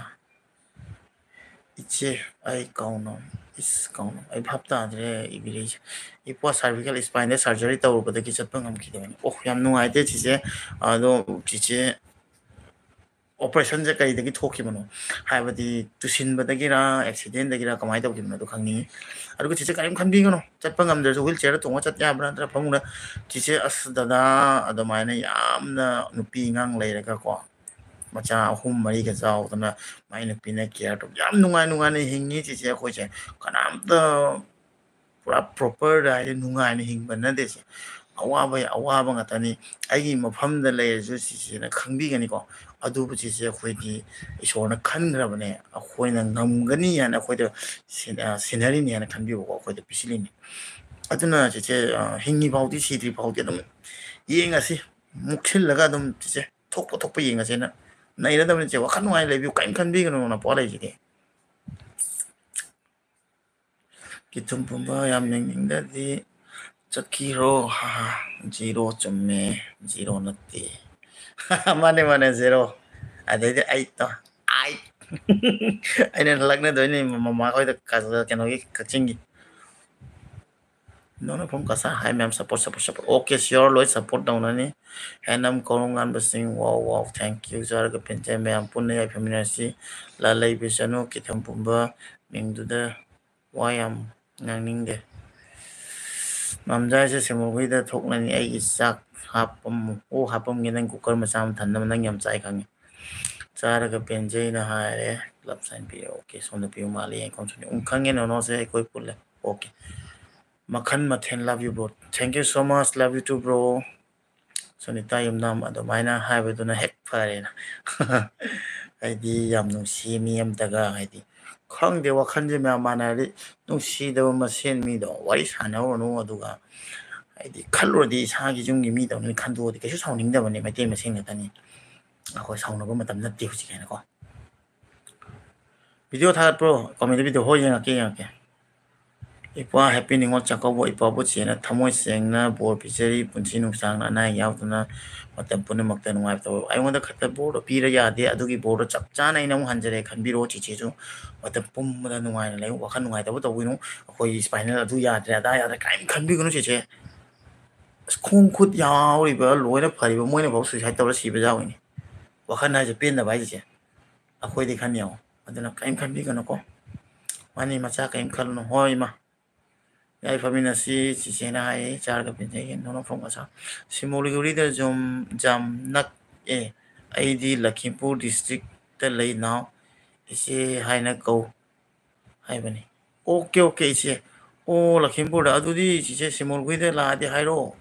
ꯂꯈꯤꯝꯄꯨꯔ ꯗꯤꯁꯇ꯭ꯔꯤꯛꯇ ꯀꯥꯏ ꯋꯥꯏꯗꯅ ꯂꯈꯤꯝꯄꯨꯔ ꯗꯤꯁꯇ꯭ꯔꯤꯛ ꯂꯣꯝꯗꯁꯨ ꯀꯩꯅꯣ ꯙꯦꯃꯥꯖꯤꯒ ꯂꯈꯤꯝꯄꯨꯔꯒꯗꯤ ꯀꯃꯥꯏꯅ ꯇꯧꯒꯦ ꯗꯤꯁꯇ꯭ꯔꯤꯛꯁꯦ ꯑꯩꯈꯣꯏ ꯙꯦꯃꯥꯖꯤꯒꯤ ꯑꯟꯗꯔꯗ ꯇꯥꯔꯝꯒꯅꯤ ꯑꯩꯈꯣꯏ ꯀꯩꯅꯣꯁꯦ ꯀꯩ ꯘꯨꯒꯥꯃꯨꯛ ꯀꯥꯏꯗꯣ ꯑꯗꯨꯗꯩꯗꯨꯒ ꯁ꯭ꯌꯥꯝꯒꯥꯎ ꯍꯥꯏꯅ ꯈꯨꯟ ꯑꯃ ꯂꯩꯕꯅꯤ ꯃꯩꯇꯩ ꯈꯨꯜ ꯑꯃ ꯂꯩꯕꯅꯤ ꯏꯆꯦ ꯑꯗꯨꯒꯁꯨ ꯃꯩꯇꯩ ꯃꯌꯥꯝ ꯂꯩꯕꯅꯤ ꯌꯨꯝ ꯀꯨꯟꯊ꯭ꯔꯥ ꯃꯉꯥꯃꯨꯛ ꯂꯩꯕꯅꯤ ꯁꯁ ꯑꯇꯣꯝꯕꯤꯅ ꯇꯥꯏ ꯆꯟꯅ ꯇ꯭ꯔꯦꯡ ꯇ꯭ꯔꯦꯡ ꯇ꯭ꯔꯦꯡ ꯑꯅꯤꯁ ꯈꯥꯟ ꯀꯔꯤ ꯂꯝꯗꯒꯤꯅꯣ ꯑꯩꯁꯦ ꯑꯁꯥꯝꯗꯒꯤꯅꯤ ꯕ꯭ꯔꯣ ꯄꯨꯡ ꯀꯌꯥꯐꯥꯎ ꯊꯥꯗꯣꯏꯅꯣ ꯑꯩꯁꯦ ꯄꯨꯡ ꯄꯨꯔꯥ ꯃꯤꯁꯦ ꯄꯨꯔꯥ ꯂꯣꯏꯈ꯭ꯔꯦ ꯖꯤꯔꯣ ꯑꯣꯏꯔꯦ ꯍꯥꯏ ꯀꯥꯟꯗ ꯑꯗꯨꯗ ꯂꯥꯏꯚ ꯃꯨꯊꯠꯀꯅꯤ ꯑꯗꯨꯅꯗꯤ ꯃꯨꯊꯠꯂꯣꯏ ꯀꯩꯒꯤꯅꯣ ꯈꯛꯇꯅ ꯌꯥꯝ ꯅꯨꯡꯉꯥꯏꯇꯕ꯭ꯔꯣ ꯀꯩꯅꯣ ꯑꯩ ꯃꯌꯥꯝꯒ ꯋꯥꯔꯤ ꯁꯥꯟꯅꯩꯁꯦ ꯑꯩ ꯅꯨꯡꯇꯤꯒꯤ ꯂꯥꯏꯚꯁꯨ ꯂꯥꯛꯇꯦ ꯅꯪꯗꯤ ꯅꯨꯡꯇꯤꯒꯤ ꯁꯦꯀꯦꯟ ꯈꯨꯗꯤꯡꯒꯤ ꯂꯩ ꯑꯩꯒꯤ ꯁꯕꯁꯀ꯭राꯏꯕꯔ ꯃꯌꯥꯝꯒ ꯉꯥꯏꯍꯥꯛꯇꯪ ꯋꯥꯔꯤ ꯁꯥꯟꯅꯕꯁꯦ ꯈꯛꯇ ꯅꯪ ꯀꯩ ꯅꯨꯡꯉꯥꯏꯇꯕ ꯂꯩ ꯑꯝꯇ ꯍꯥꯏꯔꯛꯑꯣ ꯏꯄ꯭ꯋꯥ ꯍꯥꯟꯅ ꯈ꯭ꯋꯥꯡ ꯅꯥꯕ ꯈꯣꯡ ꯆꯠꯄꯗ ꯅꯨꯡꯉꯥꯏꯇꯕ ꯇꯧꯔꯛꯄꯗꯒꯤ ꯁꯔꯖꯔꯤ ꯇꯧꯔꯨꯕꯅꯤ ꯑꯗꯨꯗꯒꯤ ꯑꯗꯨꯃꯥꯏꯅ ꯆꯠꯄ ꯉꯝꯈꯤꯗ꯭ꯔꯦ ꯑꯗꯣ ꯑꯇꯣꯞꯄ ꯗꯥꯛꯇꯔꯗ ꯌꯦꯡꯍꯜꯂꯒꯗꯤ ꯑꯃꯨꯛ ꯐꯔꯛꯀꯅꯤ ꯀꯥꯏꯅ ꯑꯗꯨꯒꯨꯝꯕ ꯑꯁꯥ ꯂꯩꯕ꯭ꯔꯁꯦ ꯂꯥꯏꯐꯁꯦ ꯃꯤ ꯃꯁꯤꯡ ꯍꯟꯊꯔꯦ ꯑꯩꯗꯤ ꯏꯊꯟꯇ ꯑꯣꯏꯔꯁꯨ ꯂꯩꯅꯤꯀꯣ ꯑꯩ ꯉꯥꯏꯍꯥꯛꯇꯪ ꯊꯥꯔꯝꯃꯅꯤꯗ ꯃꯁꯤꯡ ꯍꯟꯊꯍꯟꯗꯕ ꯅꯠꯇꯕ ꯁꯤꯗꯤ ꯉꯥꯏꯍꯥꯛꯇꯪ ꯆꯪꯉꯛꯀꯅꯤ ꯑꯗꯨꯒ ꯑꯃꯨꯛ ꯊꯣꯛꯈꯤꯅꯤ ꯁꯤꯅꯤꯗ ꯀꯩꯁꯨ ꯅꯠꯇꯦ ꯑꯗꯨꯗꯤ ꯑꯗꯨꯒ ꯂꯣꯏꯅꯃꯛ ꯕꯤꯖꯤ ꯑꯣꯏꯅꯩ ꯉꯥꯛꯇꯅꯤ ꯀꯅꯥꯒꯨꯝꯕ ꯊꯣꯡ ꯊꯥꯛꯄ ꯇꯧꯔꯝꯒꯅꯤ ꯀꯅꯥꯒꯨꯝꯕ ꯆꯥꯒꯦ ꯇꯧꯔꯝꯒꯅꯤ ꯀꯣꯟꯅ ꯑꯃꯨꯛ ꯆꯪꯒꯦ ꯀꯩ ꯈꯜꯂꯝꯕ ꯑꯣꯏꯔꯝꯒꯅꯤ ꯑꯗꯨꯃꯥꯏꯁꯨ ꯑꯣꯏꯗꯣꯏꯅꯦ ꯑꯗꯨꯅ ꯑꯗꯨꯗꯩꯗꯣ ꯀꯩꯝꯇ ꯈꯟꯕꯤꯒꯅꯨ ꯑꯩꯗꯤ ꯂꯣꯏꯗꯧ ꯃꯥꯟꯗꯦꯗ ꯑꯣ ꯖꯤꯔꯣꯗꯤ ꯂꯩꯗꯧ ꯃꯥꯟꯗꯦꯗ ꯖꯤꯔꯣ ꯂꯩꯅꯤꯗ ꯊꯣꯛꯅꯈꯤꯗꯣꯏꯅꯤ ꯂꯣꯏꯅꯃꯛ ꯇꯜꯂꯒ ꯀꯅꯥꯅ ꯀꯨꯏ ꯐꯥꯎ ꯂꯩꯗꯣꯏꯅꯣ ꯌꯥꯏ ꯅꯪ ꯀꯥꯇꯣ ꯅꯪꯗꯤ ꯍꯧꯖꯤꯛꯇꯩ ꯊꯣꯛꯈ꯭ꯔꯅꯤ ꯈꯪꯉꯦ ꯇꯣꯛꯈ꯭ꯔꯣ ꯅꯪ ꯅꯦꯠꯄꯦꯛ ꯍꯥꯞꯄꯛꯑꯣ ꯅꯣꯡꯉꯥꯟ ꯐꯥꯎ ꯌꯦꯡꯕꯤꯒꯦ ꯀꯤꯇꯨꯝ ꯄꯨꯝꯕ ꯅꯤꯡꯊꯧꯖꯝꯃꯣ ꯑꯗꯨꯃꯥꯏꯅ ꯅꯨꯡꯁꯤꯅ ꯋꯥꯔꯤ ꯁꯥꯟꯅꯁꯤ ꯏꯆꯤꯟ ꯏꯅꯥꯎ ꯉꯥꯛꯇꯅꯦ ꯅꯨꯡꯁꯤꯅꯗꯕ ꯊꯝꯒꯅꯨꯀꯣ ꯏꯅꯥꯎꯄꯥ ꯈꯛꯇꯪꯒꯤ ꯋꯥꯉꯥꯡ ꯀꯌꯥꯝ ꯀꯨꯏꯅ ꯍꯥꯏꯕꯁꯦ ꯑꯕꯣꯏ ꯑꯃꯨꯛ ꯃꯤꯒꯤ ꯋꯥꯗꯤ ꯂꯣꯏꯕ ꯅꯥꯏꯔꯔꯣꯏ ꯃꯤꯒꯤ ꯃꯆꯤꯟꯕꯨ ꯀꯅꯥꯅ ꯃꯦꯟꯕ ꯉꯝꯕ ꯅꯠꯇꯦ ꯃꯤ ꯍꯥꯏꯁꯦ ꯈꯔ ꯑꯩꯕꯨ ꯅꯨꯡꯁꯤꯕꯤꯅꯤ ꯈꯔ ꯑꯗꯨꯅꯦ ꯑꯗꯨ ꯑꯩꯅ ꯈ꯭ꯋꯥꯏ ꯁꯥꯊꯤ ꯑꯩꯉꯣꯟꯗ ꯅꯨꯡꯁꯤꯗꯕ ꯃꯤꯗꯣ ꯑꯗꯨꯕꯨꯁꯨ ꯅꯨꯡꯁꯤꯌꯦꯗꯤ ꯃꯔꯝꯗꯤ ꯑꯩꯒꯤꯗꯃꯛꯇ ꯃꯇꯝ ꯀꯥꯏꯊꯣꯛꯑ ꯆꯪꯉꯛꯑꯒ ꯑꯩꯕꯨ ꯌꯦꯡꯕꯤꯔꯝꯃ ꯀꯩꯅꯣꯝꯃ ꯍꯥꯏꯔꯝꯕ ꯍꯥꯏꯁꯦ ꯁꯤ ꯑꯩꯅ ꯑꯗꯨꯗꯩ ꯇꯝꯁꯤꯟꯒꯗꯕꯁꯨ ꯃꯌꯥꯝ ꯌꯥꯎꯔꯛꯇꯣꯏꯅꯤꯀꯣ ꯋꯥꯉꯥꯡ ꯁꯣꯏꯕꯅꯤ ꯈꯪꯗꯦ ꯑꯗꯥꯅꯤ ꯈꯪꯗꯦ ꯑꯗꯨꯅ ꯀꯩꯁꯨꯅꯤ ꯈꯟꯗꯦꯗ ꯑꯩ ꯏꯪꯉꯕꯣ ꯌꯥꯝꯅ ꯑꯗꯨꯗ ꯈꯥꯇꯣꯟ ꯑꯌꯨꯛ ꯅꯨꯡꯗꯤ ꯌꯥꯝ ꯏꯪꯕ ꯀꯧꯗꯦ ꯑꯗꯣ ꯑꯍꯤꯡꯗꯤ ꯏꯪꯉꯦ ꯈꯥꯇꯣꯟ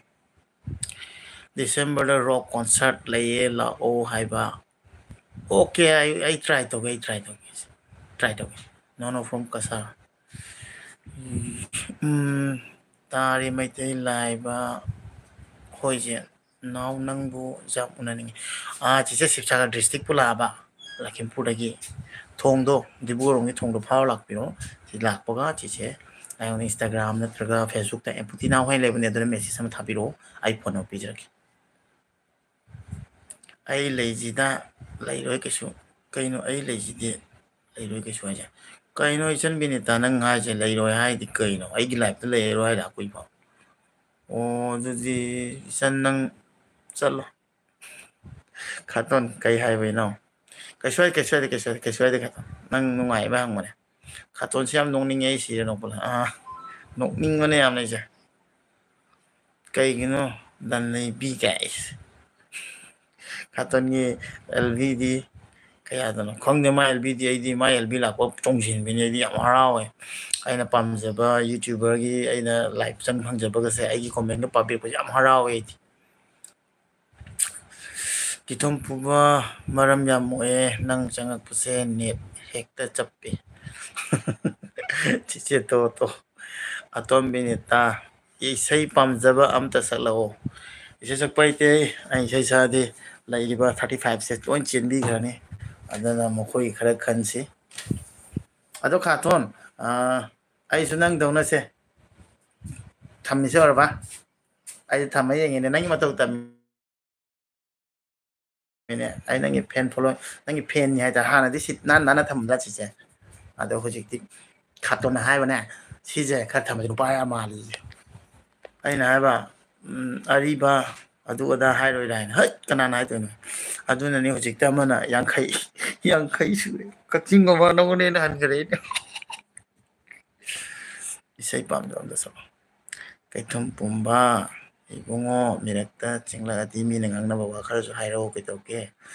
ꯈꯥꯇꯣꯟ ꯆꯦ ꯆꯥꯅ ꯅꯅꯥꯎ ꯑꯦꯜꯕꯤ ꯃꯇꯝ ꯈꯔ ꯊꯥꯈꯤꯔꯣꯏꯁꯦ ꯂꯥꯏꯚ ꯃꯇꯝ ꯈꯔ ꯊꯥꯈꯤꯔꯣꯏ ꯃꯥꯏ ꯋꯥꯁꯛꯄ ꯑꯃ ꯂꯩ ꯃꯣꯅꯤꯀꯥ ꯁꯅꯥꯁꯝꯗ ꯅꯪ ꯄꯥꯝꯖꯕ ꯅꯨꯄꯤ ꯑꯃ ꯂꯩꯔꯦ ꯍꯥꯏꯕꯗꯤ ꯉꯝꯗ꯭ꯔꯥ ꯍꯥꯏꯌꯣ ꯃꯣꯅꯤꯀꯥ ꯑꯩꯉꯣꯟꯗ ꯑꯗꯨꯃꯥꯏꯅ ꯍꯥꯏꯔꯗꯤ ꯑꯩ ꯀꯅꯥꯅꯣ ꯑꯗꯨꯁꯨ ꯈꯪꯕ ꯇꯥꯅꯤ ꯑꯗꯨꯒ ꯑꯩꯅꯁꯨ ꯎꯅꯕ ꯑꯃ ꯆꯪꯉꯤ ꯑꯗꯨꯒ ꯋꯥꯔꯤ ꯋꯥꯇꯥꯏ ꯁꯥꯟꯅꯕ ꯑꯃ ꯆꯪꯉꯤ ꯃꯥ ꯀꯔꯝꯕ ꯕꯦꯛꯒ꯭ꯔꯥꯎꯟꯗꯩꯅꯣ ꯃꯥ ꯉꯥꯡꯉꯤꯁꯤꯡꯗꯣ ꯑꯆꯨꯝꯕꯔꯥ ꯑꯩꯒꯤꯗꯤ ꯁꯤꯗ ꯖꯨꯝ ꯁꯤꯅꯤ ꯑꯩ ꯀꯥꯏꯗꯩꯅꯣ ꯂꯣꯏꯅꯃꯛ ꯑꯦꯚ꯭ꯔꯤꯊꯤꯡ ꯈꯪ ꯂꯩꯔꯦ ꯑꯗꯨꯅ ꯑꯩꯗꯤ ꯂꯣꯠꯄ ꯌꯥꯗꯦ ꯑꯗꯣ ꯑꯩꯒ ꯑꯗꯨꯃꯥꯏꯅ ꯈꯪꯅꯕꯕꯨꯗꯤ ꯑꯩꯁꯨ ꯈꯪꯐꯝ ꯊꯣꯛꯑꯦ ꯅꯠꯇ꯭ꯔꯥ ꯑꯗꯨꯅ ꯈꯪꯕ ꯑꯃꯗꯤ ꯆꯪꯉꯦ ꯈꯪꯅꯕ ꯑꯃꯗꯤ ꯆꯪꯉꯦ ꯍꯥꯏꯕ ꯇꯥꯔꯦ ꯆꯥꯔꯒ ꯄꯦꯟꯖꯩ ꯈꯥꯇꯣꯟ ꯀꯩꯒꯤꯅꯣ ꯑꯩ ꯍꯤꯔꯣ ꯀꯨꯝꯗꯣꯔꯦ ꯀꯨꯝꯃꯣ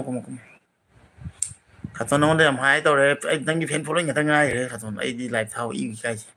ꯆꯦ ꯆꯥꯔ ꯚꯤꯗꯤꯑꯣ ꯉꯥꯛꯇ ꯑꯩ ꯊꯥꯒꯠꯂꯛꯀꯦ ꯇꯧꯕꯤ ꯁꯄꯣꯔꯠ ꯈꯥꯇꯣꯟ ꯍꯦꯔꯣꯅꯤ ꯌꯥꯝ ꯈꯥꯇꯣꯟꯁꯦ ꯐꯥꯒꯤ ꯍꯩꯔꯝꯒꯅꯤ ꯈꯪꯉꯦ ꯍꯩꯕꯅꯤ ꯐꯖꯅ ꯊꯝꯃꯣ ꯏꯅꯥꯎ ꯅꯨꯡꯁꯤꯕ ꯅꯨꯄꯤꯒ ꯐꯪꯗꯕꯩ ꯈꯣꯏꯗꯧ ꯁꯥꯎꯒꯠꯂꯤ ꯀꯥꯟꯁꯤꯗ ꯅꯪꯉꯣꯟꯗ ꯑꯣꯏꯅ ꯂꯣꯏ ꯇꯥꯏꯅꯔꯛꯀꯅꯤꯍꯦ ꯀꯅꯥꯗ ꯇꯥꯏꯅꯗꯣꯏꯕ ꯀꯩꯅꯣꯅꯦ ꯅꯪꯅ ꯉꯥꯡꯉꯤꯁꯤꯕꯣ ꯏꯅꯥꯎ ꯑꯩꯅ ꯅꯉꯣꯟꯗ ꯀꯔꯤ ꯍꯥꯏꯔꯒꯗꯤ ꯒ꯭ꯌꯥꯟꯒ ꯇꯥꯗꯦ ꯀꯤꯊꯨꯝꯕ ꯅꯪ ꯀꯔꯤ ꯁꯥꯎꯏꯅꯣ ꯁꯥꯎꯏꯁꯨ ꯍꯥꯏ ꯑꯗꯨꯒ ꯑꯗꯨꯝ ꯑꯩꯒꯤ ꯂꯥꯏꯐꯇꯁꯨ ꯂꯦꯡꯗꯅ ꯂꯩꯕꯤ ꯁꯤꯕꯨ ꯅꯨꯡꯁꯤꯔꯣ ꯁꯥꯎꯔꯤꯔꯣ ꯅꯪꯒꯤꯁꯤꯕꯣ ꯈꯥꯇꯣꯟ ꯁꯤꯂꯣꯡ ꯀꯣꯏꯔꯛꯑꯣ ꯍꯥꯏ ꯈꯥꯇꯣꯟ ꯁꯤꯂꯣꯡ ꯀꯣꯏꯔꯨꯔꯣ ꯅꯪ ꯑꯩꯒꯤ ꯗꯥꯏꯂꯣꯛꯇꯣ ꯍꯥꯏꯔꯛꯎꯔꯣ ꯀꯣꯏꯒꯤ ꯋꯥꯐꯝꯗꯣ ꯍꯥꯏꯔꯛꯑꯣꯁꯦ ꯑꯩ ꯑꯗꯨꯝ ꯀꯥꯎꯈ꯭ꯔꯦ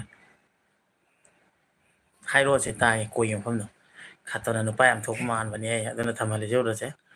ꯈꯔꯅꯤꯗ ꯀꯔꯤ ꯇꯥꯕ ꯐꯪꯕ ꯈꯪꯗꯦ ꯅꯪ ꯅꯪꯒꯤ ꯗꯤꯋꯥꯂꯤꯒꯤ ꯚꯤꯗꯤꯑꯣ ꯖꯤꯡꯗꯣ ꯌꯥꯝ ꯅꯨꯡꯉꯥꯏ ꯑꯦꯟꯖꯣꯏ ꯑꯣꯏꯈ꯭ꯔꯦ ꯊꯦꯡꯛ ꯌꯨ ꯁꯣ ꯃꯆ ꯏꯆꯦ ꯊꯦꯡꯛ ꯌꯨ ꯑꯣ ꯃꯥ ꯈꯠꯇꯤ ꯍꯥꯏ ꯀꯤꯊꯨꯝ ꯄꯨꯝꯕ ꯅꯕꯦꯝꯕꯔ ꯃꯟꯁꯤꯗ ꯂꯥꯛꯑꯣ ꯅꯕꯦꯝꯕꯔ ꯃꯟꯗꯤ ꯊꯥꯖꯗꯦ ꯑꯗꯨ ꯑꯩꯒꯤ ꯈꯣꯡꯁꯦ ꯁꯦꯝꯒꯗꯕꯅꯤ ꯍꯥꯏꯗꯤ ꯀ꯭ꯔꯦꯛ ꯆꯠꯂꯦ ꯑꯗꯨꯒꯤ ꯉꯁꯤ ꯑꯃꯨꯛꯀ ꯑꯩ ꯁꯦꯝꯒꯗꯕꯅꯤ ꯍꯥꯏ ꯇꯥꯔꯦ ꯑꯩꯒꯤ ꯁꯣꯀꯦꯠꯇꯣ ꯐꯩꯒꯟꯗ ꯎꯞꯁꯤꯟꯕꯗꯣ ꯑꯗꯨꯅ ꯑꯗꯨꯒ ꯆꯅꯥ ꯆꯥꯟꯅꯔꯒꯗꯤ ꯑꯩ ꯑꯗꯨꯝ ꯑꯗꯨꯗꯤ ꯒꯨꯍꯥꯇꯤ ꯌꯧꯈ꯭ꯔꯗꯤ ꯀꯥꯏꯗ꯭ꯔꯦ ꯒꯨꯍꯥꯇꯤ ꯐꯥꯎꯗ ꯑꯩꯈꯣꯏꯗꯤ ꯂꯥꯞꯅꯩꯕ ꯍꯟꯖꯤꯟ ꯍꯟꯖꯤꯟ ꯍꯥꯏꯈꯤꯗꯨꯅꯦ ꯑꯩꯗꯤ ꯌꯥꯝ ꯆꯥꯎꯋꯦ ꯑꯁꯥꯝꯁꯦ ꯃꯌꯥꯝ ꯑꯗꯨꯅ ꯑꯁ ꯈꯪꯉꯦ ꯆꯥꯎꯃꯟ ꯂꯥꯛꯃꯟꯗꯅ ꯀꯣꯛ ꯆꯥꯏ ꯑꯁ ꯈꯥꯇꯣꯟꯒꯤ ꯍꯦꯔꯣꯏꯟ ꯁꯨꯡ ꯋꯥꯠꯇꯕꯅꯦ ꯑꯩꯒꯤ ꯂꯥꯏꯐꯇ ꯏꯆꯦ ꯏꯆꯟ ꯏꯃꯥ ꯏꯕꯦꯜ ꯑꯗꯨꯒ ꯏꯆꯤꯟ ꯏꯅꯥꯎ ꯕ꯭ꯔꯗꯔ ꯃꯌꯥꯝ ꯑꯃ ꯂꯥꯛꯄꯤꯔꯝꯒꯅꯤꯀꯣ ꯅꯨꯄꯥꯅꯁꯨ ꯑꯅꯝꯕ ꯑꯣꯏꯔꯝꯃꯅꯤ ꯈꯥꯇꯣꯟꯒꯤꯗꯤ ꯑꯁ ꯂꯥꯏꯐ ꯊꯥꯕꯒ ꯂꯩꯁꯥꯕꯤꯁꯤꯡꯁꯤꯅ ꯍꯥꯏ ꯈꯥꯇꯣꯟ ꯍꯥꯏ ꯈꯥꯇꯣꯟ ꯍꯥꯏ ꯈꯥꯇꯣꯟ ꯕꯔ ꯄꯥꯏꯁꯤꯟꯕꯤꯅꯤꯁꯦ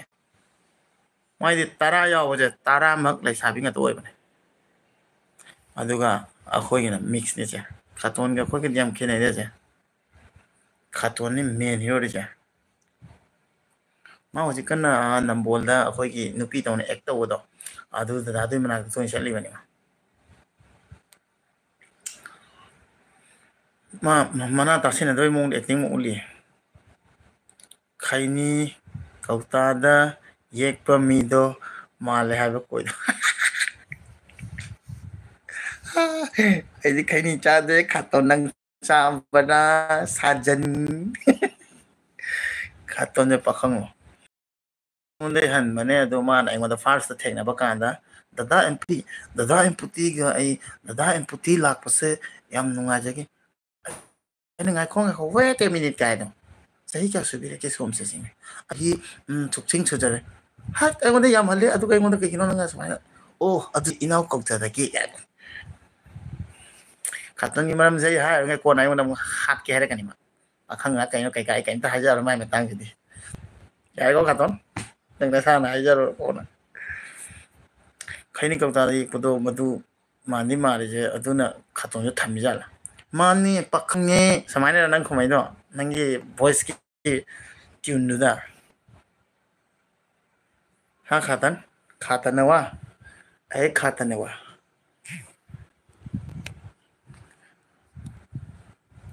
खातन नोई जुमना किचन दो पैसा नहीं है भाई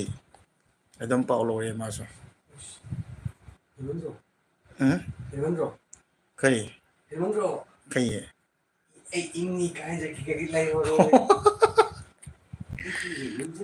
मैम सिबानन लाए बाबा सिबानन इंगी है ना लाए आई का सिगा दुगा आई ने सी था ले मुझे मैम तो सी था ले मुझे सिबानन जो तो खाते जो 16 दनी मान ले लाए जो मैम खातन तो जो दो सिबानन जो खातन तो जो तो सिबा जो इंगी है दिख रहा है आई दिख रहा ई जो मैम साई वाला ने एसी जे दम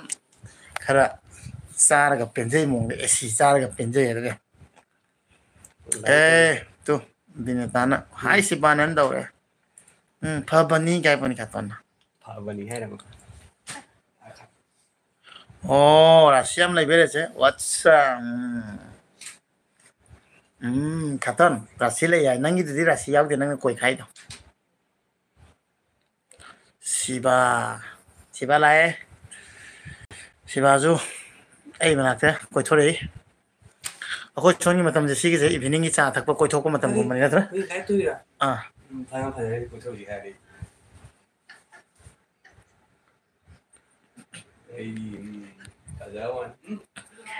आइना फोन तौर कौ बने आई बाबा की हिदा मा लेउसी हैन सिबाजे माजु थबक दे जांगी हो कुइद्रि बको अदुना आइना मा कोइ थोक पनत के म्याम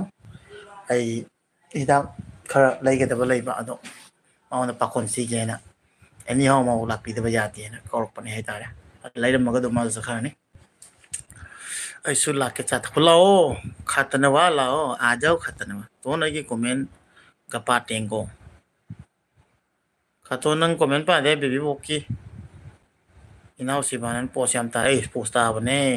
दादा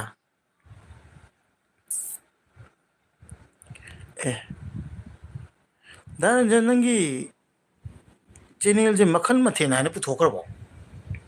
चैनल तौर भाई दादा नंसो हानदी मिंगोय लेमने प्रोफाइल सुजिक पिक्चर यंग कान दा खंगिने मखल मथे ना केनो को तौरबो दादा कई हाय फेसबुक तो यूट्यूब तो वीडियो का को लेरो बस नसिले दादा नंसो अदुदि नंग ड्यूटी चप खोटपा मम नंग ब्लॉगिंग यम तौरो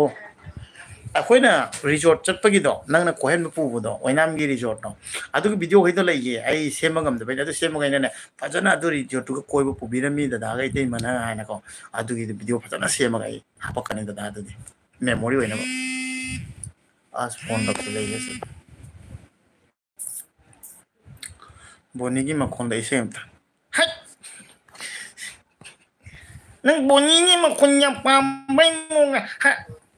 यारे को सिटेन हेन ब्याद नत मीना मिमिक्री आर्टिस्ट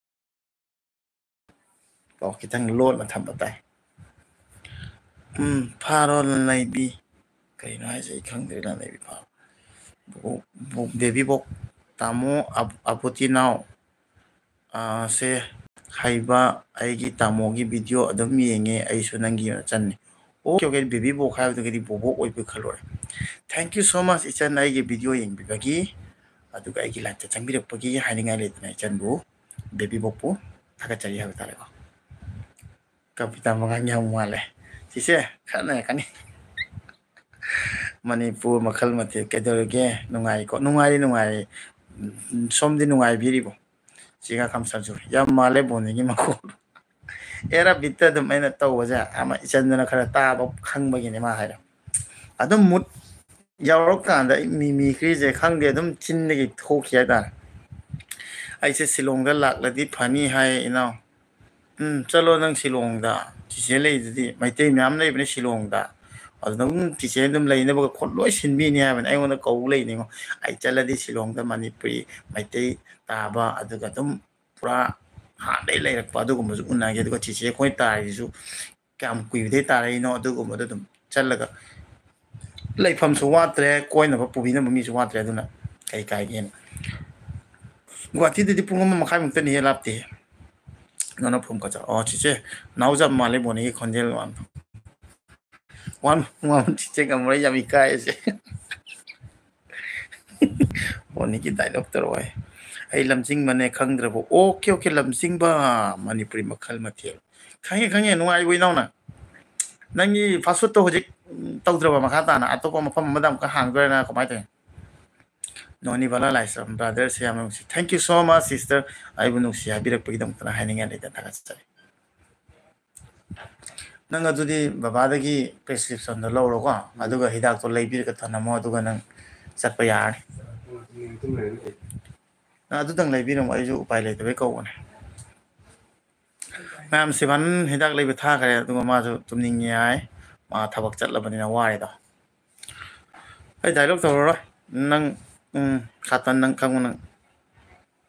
अदुदी मैम आई लाइव लोइसिलगे को बोनी म खोंदा लोइसिलमगा अदुदी मैम आई लाइव चल लोइसिलमगे हा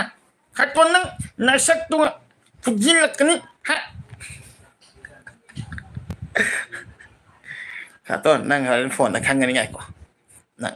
याम नुसेबने दुदो इचन सरदा चनु blog hi Sharada ngasi numit kenam bande ora gone ya hero loiba kari cheche ha atome 15 minute mukting lei bi na 15 minute mukti lei ko dana oina ben icha now yam nu se icha na pang thok ke khan ba khudi ma phangjaro thank you so much sada hai braisa chara ga penje ke no pa yam mali खातो लोइबे आख्यो चाक चारो साद्री वाले आइदि ता sir काउबी बने को तामो ओ काउबी गनु हाइरा काउरे इसन Sunga काउरे Kanasu काउरे आइगी life Sangai बेसे सि ख्वाइगी फैमिली ने याम मरु ओइबा नोगी दमतने लाइसे अतोपै दमतन लाकपने ते लाइफ ए सुरजित अकोय जम ngarang na lai tane manipur dagi aduga dum lak foine mathang jai ju lak toine hujik jum da kharni pothai ne yam hai he bro thank you hai ba ki sadana atyar thokpado amta saklu mai jaw manang boy ichan mi ta ne sai mong saklu taw le ne aduni ba boni ga nang ga bang law na kari ba pokhai bi da taw ro tat nga karam ka da manipur lak to lakani yam chun lakani बाय और ये का next live पे लगा okay चे तो जग जरो सड़ा हां पैसा था रहा के हमरा ए लाइव पे छिलानी नंगी दाक तो लाइव रे बता बिरम तरो पता की तो लौरो तबगी फाबा nga चागे हाइबदो कोना योलिको कोनदा योलिको फादोक त्रिनी इपवा लाक लगा सामिना गिना अदुना त्रगने जिसे आई एड्रेस ने nga याइबा पैक तौरगा थाबिरो अदुसु यामना स्मोक मेटपा इरोंबा कैका याम हावे मणिपुर की अयाइबदुगा सोमदा फंगबा मयांगलमगी अकंगबा nga दुगा याम खेतनई याइबगी माहाव पुसाने तौरो लीला की तो आइगा मुक्तंग उनसिको तामो तिनाव सोइदना होय बेबी बो इचन मी बेबी बो हाइदो न चैनल में इचन केनो तो इंस्टाग्राम दा नत्रगा फेसबुक दा पुति नाव हाइ लेबने अदुदा मेसेज तौरो अदुगा पाव फाउना से सदा चने ब्लॉक खातों दा कव खातों ना ता खातों से काय तकी नमा से केनो तो संगाई संगाई एक्सप्रेस आइबा केनो गी ओखै गी अस क्वा कैथेल परेंग दो क्वा कैथेल यौदिङै दो अदुदगी कैसामबाद यस कैसामबाद परेंग दे चिचे दुना फरदामने यारेगा थराउ दुना हाउदोइन आइदी ताव बने तम चाव बने है ताव बने इचन नंगी दो वर्ड सोइरा खातोन गेम्स अदुदि म्याम आई लाइव असे लोसिनजरेगे अदुगा पुंगमा मनाक्ता म्याम वाइ सनाजरे याम हरावे थंग लाइव लापदम थेंगनसी सिनसु नुंगाय लाइव लापसे ngahaktang wakhan jako chine lama leibani nai kausokhiba yade noi myam soigi family ni yongni mi khadana te noi pun mo kunusi nungai leibiu ana yaw adum makha ta na pulmi nagi si hingni phau nusi na kisi aduga adum makta live lak ke aduga pau phau si yam nungai na leibiu ko ngai khoda pa tang kay na te thamage pung ma pha dore yong ꯑꯩ ꯄꯩꯁꯥꯁꯨ ꯊꯥꯒꯗꯕꯅꯤ ꯍꯤꯗꯥꯛ ꯂꯩ ꯆꯠꯈꯤꯗꯣ ꯑꯗꯨꯒ ꯀꯩꯀꯩ ꯍꯤꯗꯥꯛꯅꯣ ꯑꯗꯨꯒ ꯑꯗꯨꯗꯤ ꯃꯌꯥꯝ ꯂꯣꯏꯁꯤꯟꯖꯔꯒꯦꯀꯣ ꯃꯊꯪꯗ ꯑꯃꯨꯛ ꯊꯦꯡꯅꯔꯁꯤ ꯉꯁꯤꯒꯤꯗꯃꯛꯇꯗꯤ ꯌꯥꯏꯐꯔꯦ ꯕꯥꯏ ꯕꯥꯏ ꯏꯆꯟ ꯈꯥꯇꯟ ꯕꯥꯏ ꯕꯥꯏ ꯃꯌꯥꯝ ꯕꯥꯏ ꯕꯥꯏ